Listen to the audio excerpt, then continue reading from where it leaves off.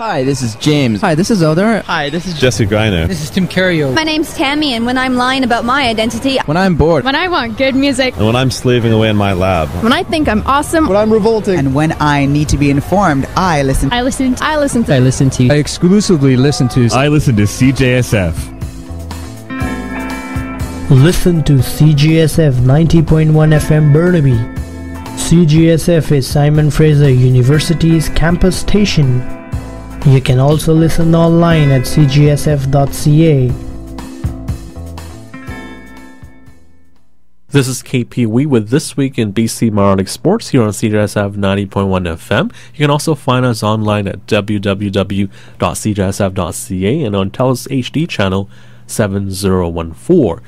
We're broadcasting from Simon Fraser University in Burnaby, British Columbia, and hope all of you are doing fantastic on this beautiful Saturday morning. Today we'll recap some action from SFU Athletics as well as the BC Major Midget Hockey League. So let's get this program started today with an update regarding SFU Athletics for the week ending February the 15th, and here's Clan Sports reporter Jade Richardson with the recap.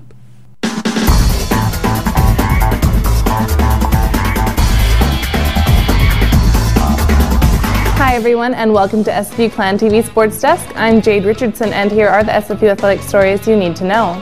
The men's basketball team split their final homestand of the season, winning an action-packed game on Thursday night before falling on senior night. Against Northwest Nazarene, it was a tale of two halves for the Clan as they fought their way to a momentous 92-88 victory. Trailing by a game-high 16 points, SFU's shooters found their groove late in the half to bring the game within 6 points at the midway buzzer. In the second, two back-to-back trays by Cole followed by a dunk in the paint propelled Simon Fraser to their largest lead of the game. It wasn't smooth sailing until the end, however, as the Crusaders battled back, but timely and clutch trips to the charity stripe helped the Clan hang on for the win. On Valentine's Day, SFU fell 112-84 to Central Washington as they moved to 5-10 in GNAC play. Be sure to visit our YouTube channel to watch our one-on-one interviews with the graduating seniors Songo Niang, Justin Cole, and Daniel De Floramonte, as well as the pregame ceremony on senior night. After recording a season-low point total in a 68-45 loss to Western Oregon, the women's basketball team bounced back on Saturday night, winning 82-75 against St. Martin's. Erin Chambers scored the third highest single-game point total in SFU history to become the GNAC career scoring leader with 1,842 career points. She notched a career-high 41 points to lift the Clan over the Saints and was named GNAC Athlete of the Week for her performance. Sitting in fourth place with a 9-6 record in league play, the team has clinched a playoff berth to the conference tournament. They return home this weekend for their final two home games of the season on Thursday and Saturday. Poised to bounce back from a disappointing 2014 campaign in which the team won just 4 games, the SFU softball team opened the 2015 season with a promising 7-5 record. The Clan will have their first homestand on February 24th against the UBC Thunderbirds at BD Field before starting their conference schedule in March, where they will fight to be one of the top 4 teams in the GNAC to qualify for the conference tournament. Freshman Abby Lloyd won a silver medal, and 3 other SFU wrestlers took home bronze at the WCWA Women's College National Championships in St. Louis on Saturday. Lloyd, ranked number 3 heading into the tournament, captured the silver as she won 4 straight matches to reach the final, but lost in the championship match of the 109 weight class. As a team, SFU finished 4th with 172 points in the final team standings, and 8 Clan wrestlers earned All-American honors. Finally, the Clan men's and women's track and field teams will be well represented at this week's GNAC Indoor Championships following their final qualifying weekend in Seattle. Clan athletes posted several top performances this past weekend, led by Jennifer Johnson, who took 8 seconds off her previous personal best in the 3,000 meters, propelling her to 1st in the GNAC and 3rd overall among NCAA Division II women. She was named GNAC Track and Field Athlete of the Week for her performance. On the men's side, Marc-Antoine Rouleau took 3 seconds off his time in the 3,000 meters, moving the freshman into 2nd in the GNAC standings. I'm Jade Richardson, and we will be sure to see you next time. You're listening to This Week in BC Minor League Sports here on CJSF 90.1 FM. Now turning our attention to BC Major Midget Hockey, it's the final weekend of the regular season of the BC Major Midget League with 10 of the 11 teams in action this weekend. The playoffs start next week, so it's getting exciting with the second season beginning soon, so to speak. Now one team that's going to the playoffs would be the South Island Royals, who actually had a coaching change back in mid-January. Jackson Penny, who was once drafted by the Boston Bruins in the late 1980s, took over behind the South Island bench several weeks back. I had a chance to catch up with Penny recently at the North Shore Winter Club. Speaking of Jackson Penny, the head coach of the South Island Royals, thanks for joining us today. Just wanted to get your thoughts about how you guys are, in the rest of the season, because you guys are obviously going to make the playoffs. What are your goals, for the rest of the regular season? Well, I think right now, I think we're just trying to identify exactly what the team is. I've only had the team now for the last 5 weeks, and we're just trying to fine tune a few things here and there, not make any real big changes, but just solidify our playoff position and just work hard for the next 4 weeks before the playoffs start. Now, as you mentioned, Jackson, you just joined this team about 5 or 6 weeks ago. Can you tell us a bit about your coaching background? I understand you have an extensive experience in the coaching ranks. Well, I started off coaching in Mannheim, Germany, in the DEL. Back probably about 10 years ago, once I finished playing over there. And then I came back to Canada, and I was the GM head coach of the Victoria Grizzlies in the BC Hockey League. Then I ended up purchasing the Peninsula Panthers Junior B team. And I coached them for 2 years. I'm also the head coach and coach mentor for Wanufuka Minor Hockey. And now that my kids are older now and graduating from school and one in university, it's a little bit easier now to coach, and I was asked to come aboard here and take over the team 5 weeks ago. And now, I understand also you played professionally for 16 seasons, including overseas in Europe. What would you say were the highlights of your playing career? Well, I think, any time you get an opportunity to play professional hockey is quite the honor. I mean, it's a lot of kids' dreams in Canada, but I was fortunate enough to play on some really good teams over there in Mannheim and Frankfurt, and winning the German championship 4 times, and then being able to play with Team Canada was probably the highlight of everything. Having Tom Rennie as my coach, who's now the president of Hockey Canada, was fantastic. And, playing in the Spengler Cup, playing in the Deutschland Cup, and big tournaments like that were fantastic. And finally, Jackson, just talking about this league, the BC Major Midget League, what do you think about this league in terms of helping players develop? Well, I think it is quite the development league. I really do believe that the programs that are set in place right now, are very well organized for the development of players to go either the BC Hockey League or the WHL route. I think having, the guidelines of Hockey Canada, BC Hockey, as well as a lot to do with the WHL, it has its own identity of which most kids want to play in. And of course, 3rd game in 3 days for you guys. Good luck today against the Giants, and good luck the rest of the season. Definitely a man passionate about hockey and being involved in the game for a while now.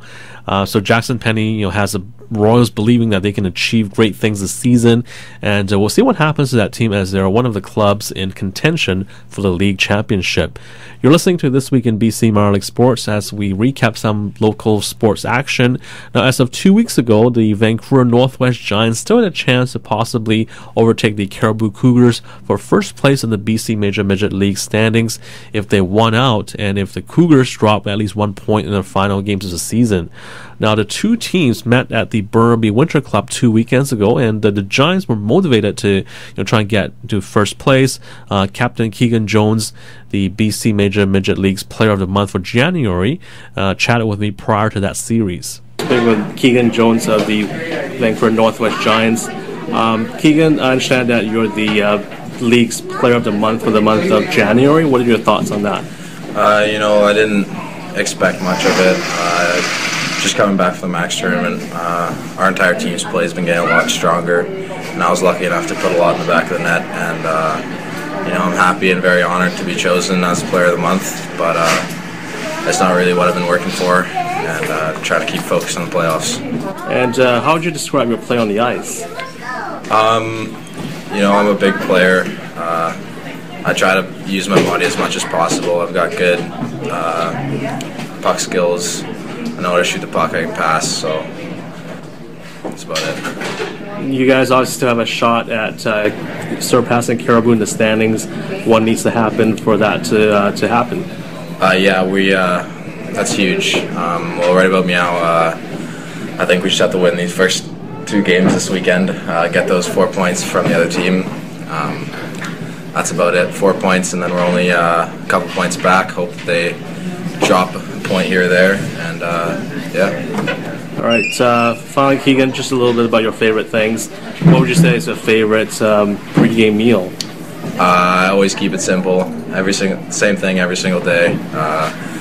Usually have Annie's pasta before night games and 2 eggs and toast in the mornings if I play in the morning. Sounds good. And finally, favorite subject in school? I really like sciences and economics. Those are my 2 favorite subjects. All right. Thanks so much, Keegan Jones, the player of the month for the month of January. Good luck this weekend against Caribou. Thank you very much. Unfortunately, the Giants couldn't capitalize on having to play the Cougars a couple weeks ago.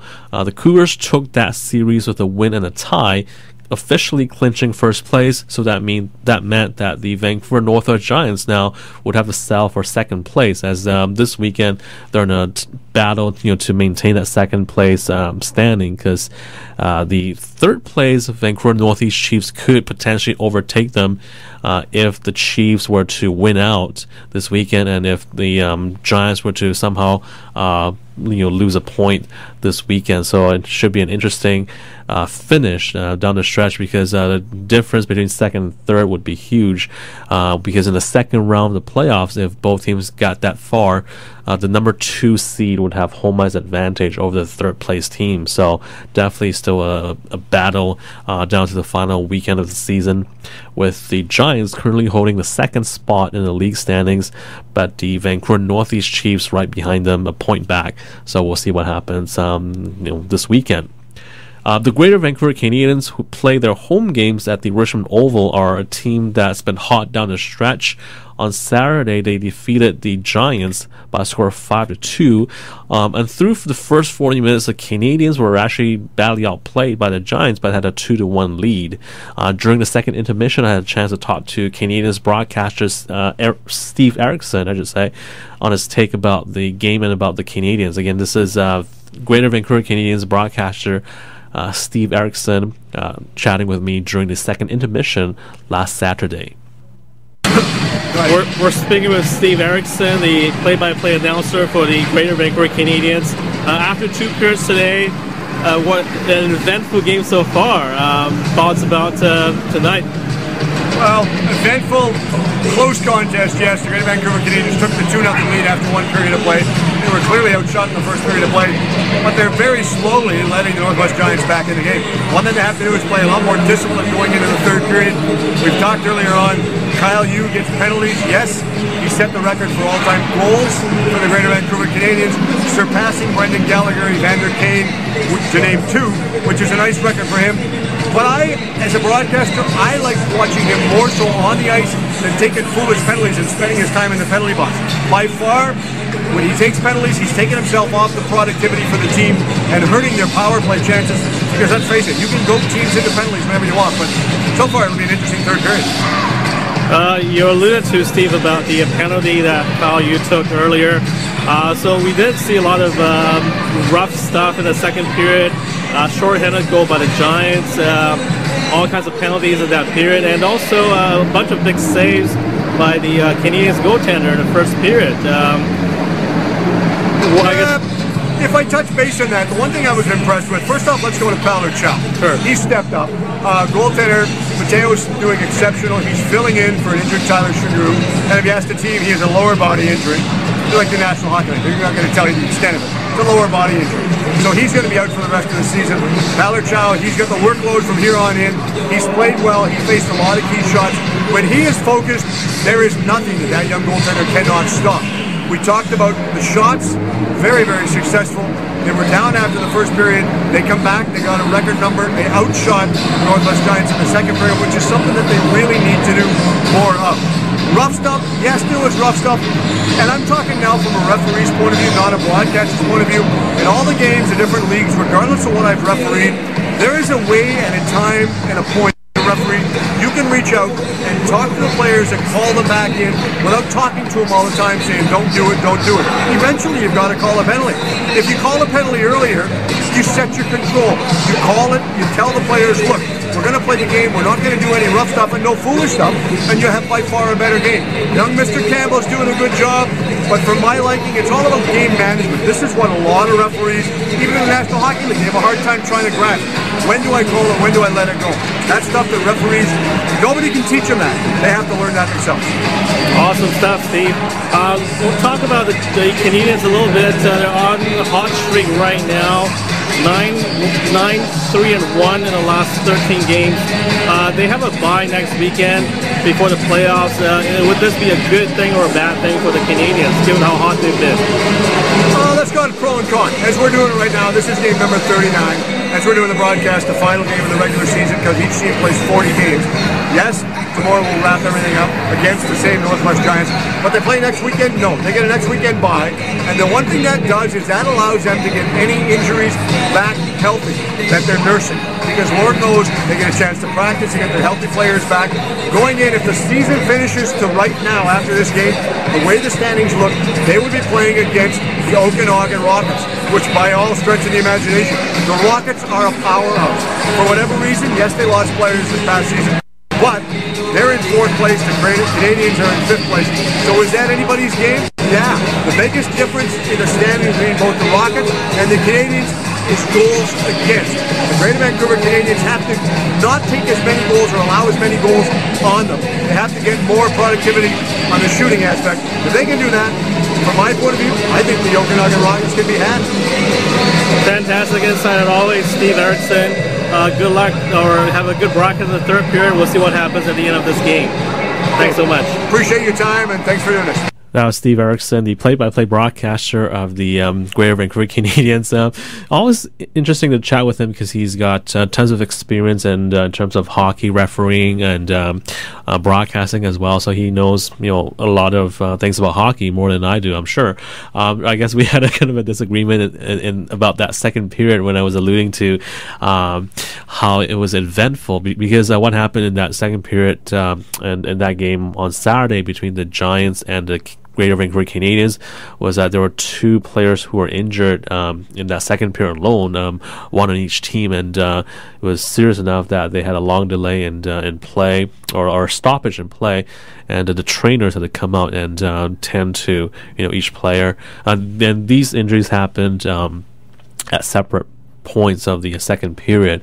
There's also like a shorthanded goal by the Giants at the start of the period, which kind of helped them cut the deficit from 2-0 to 2-1. So it was a shorthanded goal by the Giants to get them into the game. And some, not fights, but just some rough play, just players I guess jousting at each other, just kind of like I guess the emotions of the game. I guess you can say just that. Just I guess there's a lot of things. Oh, and also one other thing was there was a too many men on the ice penalty against the Giants, like toward the end of the period. So you add that all up, even though the score was just 2-1, just 3 goals. Through the first 40 minutes, you had in that second period some rough stuff, 2 injured players, too many men on the ice penalty called against the Giants, a shorthanded goal by the Giants. So I kind of thought that was for me anyway. That was kind of eventful, but. Yeah, so it's always good to have a discussion about hockey, especially with the visiting broadcaster or the home broadcaster in this case, just to get their sense because they're calling the action. They're watching the whole game, and just it's good to compare notes and have like a little banter like that.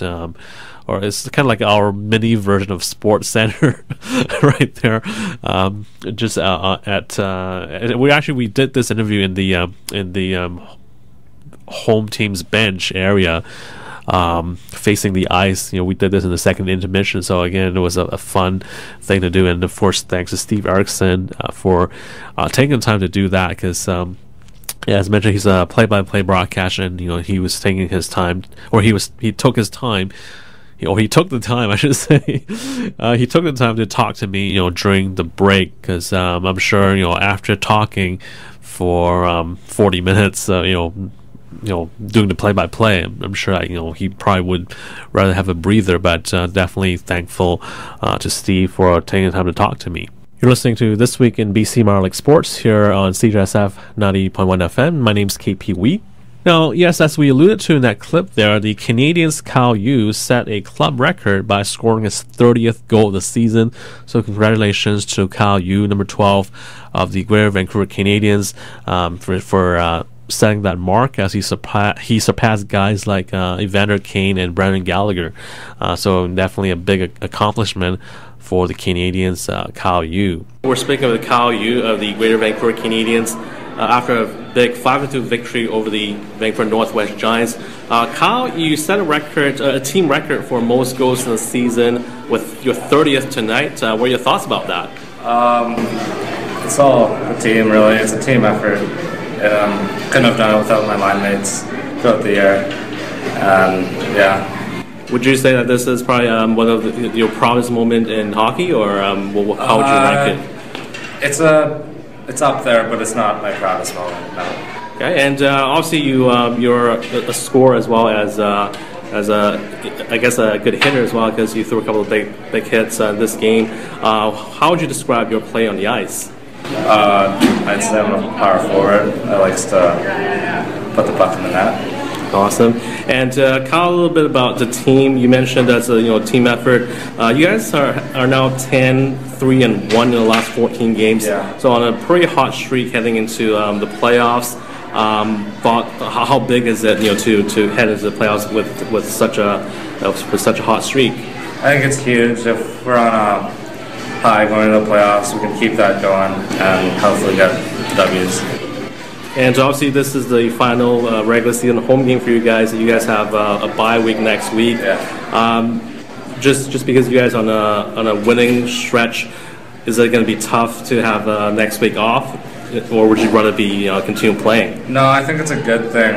We get to rest some of the injured bodies on our team. So yeah. Oh, fantastic. And Kyle, a little bit about yourself now.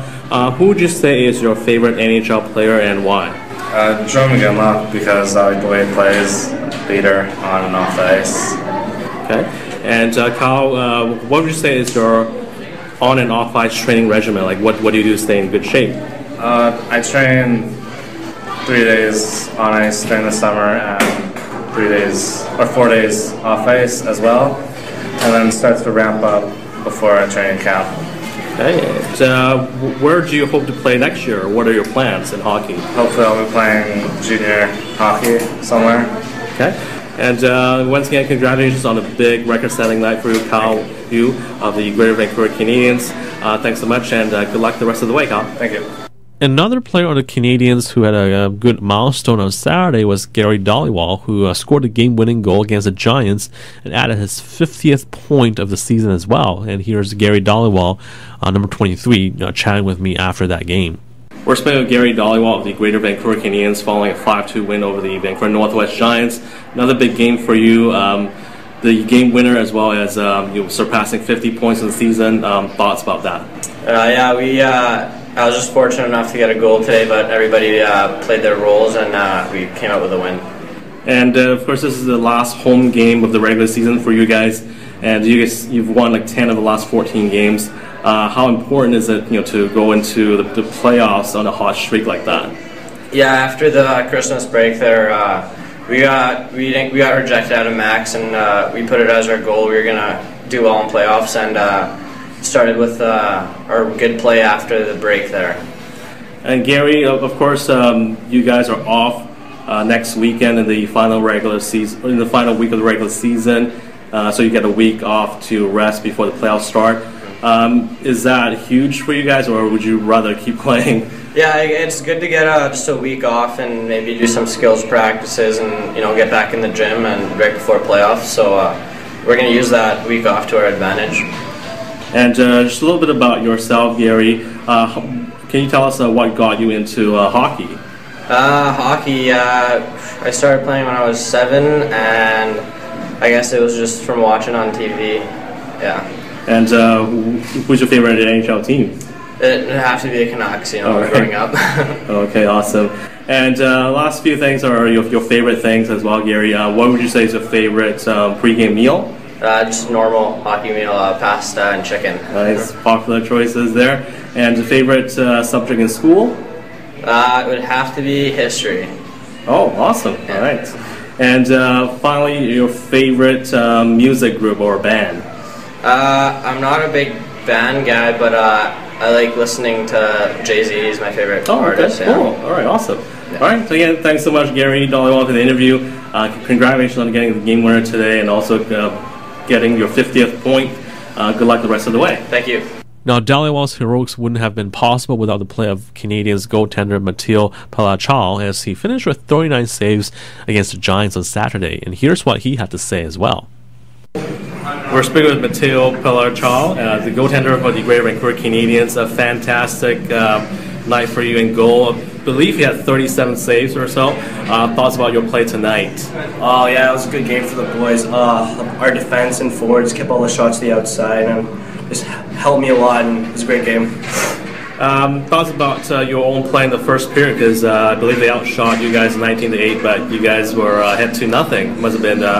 Must have felt good going to the dressing room with the lead there. Yeah, it was good. I tried to compete as hard as I could through the first, try to battle through screens and keep the rebounds to the outside.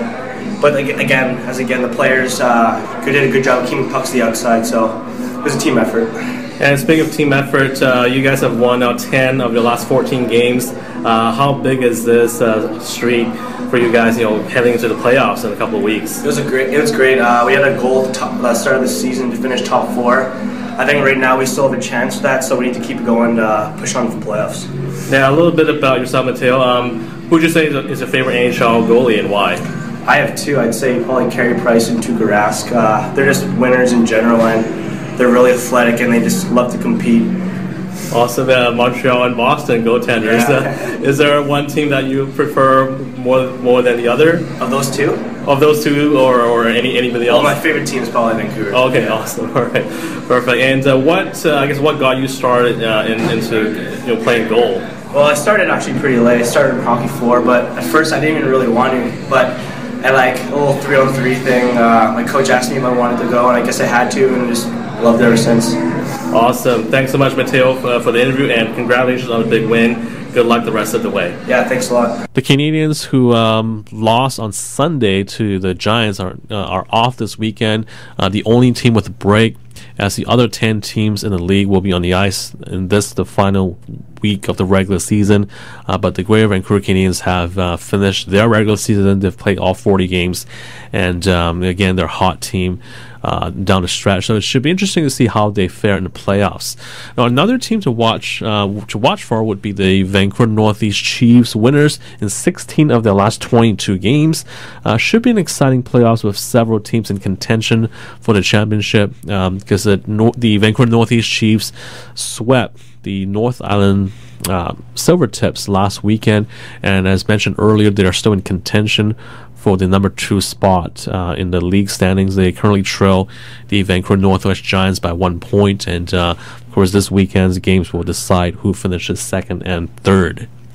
Now, the athlete of the week of this week's program is Cal Yu, number 12 of the Greater Vancouver Canadians, again setting a club record for goals in a single season with number 30 on Saturday. So congratulations to Cal Yu. He's the athlete of the week. That's all for the program today. Special thanks to Jade Richardson from SFU Clan, as well as the players and broadcasters who took the time to chat with me. Of course, a thank you to the team's coaches and managers as well for letting me do the interviews with them.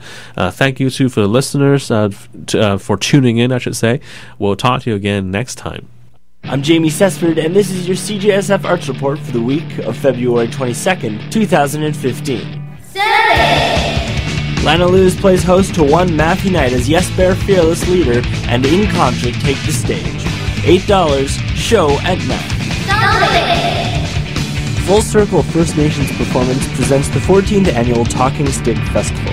Featuring the creative works and artistic wealth of Aboriginal artists, festival tickets range from $12 to $25 with a variety of pay-what-you-can performances. Go to fullcircle.ca for more information. The Windsor Gallery brings forth new paintings by Quebec artist Paul Bellevaux. In his new exhibition, Venitas.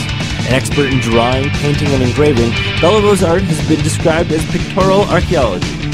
Running until March 25th, the Windsor Gallery is located at 258 East 1st Avenue. The Access Gallery at 222 East Georgia Street in East Vancouver features Far Away So Close Part 2, featuring Kathleen Ritter, Yellowmere Trail, running from January 24th until March 7th Far Away So Close is a series of exhibitions, publications, and events that explores the idea of distance as it investigates the